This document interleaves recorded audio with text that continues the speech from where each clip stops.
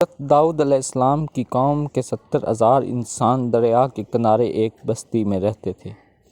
ان پر خدا کی بہت رحمتیں تھیں، اور جب ان پر خدا کی رحمتیں برستی رہتی تو وہ لوگ خدا سے غافل ہو گئے اور اپنی دنیا میں مگن ہو گئے۔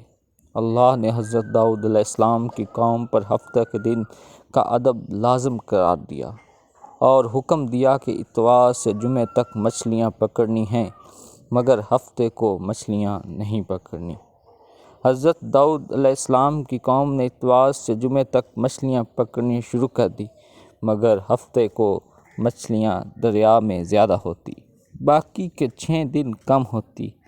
ہفتے کے دن بھی جب حضرت داؤد علیہ السلام کی قوم دریا کے پاس آتی تو انہیں زیادہ مچھلیاں دیکھ کر ان کا دل بے ایمان ہو جاتا۔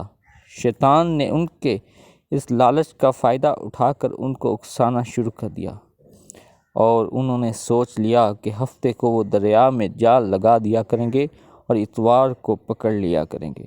اسی طرح کچھ لوگوں نے جال لگا لیے اور کچھ لوگوں نے چھوٹے چھوٹے حوض گھر تک بنا لیے اور اس حوض کا دریا تک راستہ بنا دیا، اور ہفتے کو مچھلیاں جب ان حوض اور جال میں آ جاتی وہ پکا کر کھا لیتے۔ اس بستی میں اللہ کے کچھ نیک بندے بھی تھے۔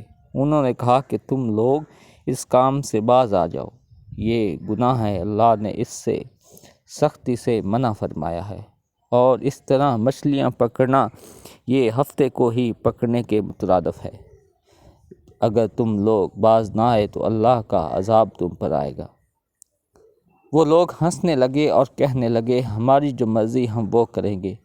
اس بستی میں 3 قسم کے گروہ تھے۔ ایک وہ جو اس گناہ کی شروعات کر چکے تھے، دوسرے وہ جو ان کی اصلاح کرتے تھے، تیسرے وہ جو اللہ سے ڈرتے تھے، جن کو اللہ کا خوف تھا۔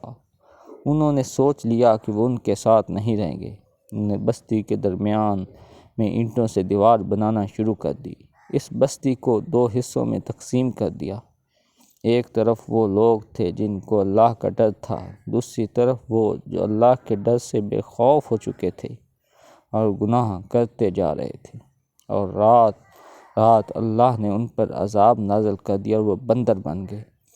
صبح جب وہ لوگ نیک بندے سو کر اٹھے تو ان کی دیوار پر چڑھ کر دیکھا تو سب لوگ بندر بن چکے تھے۔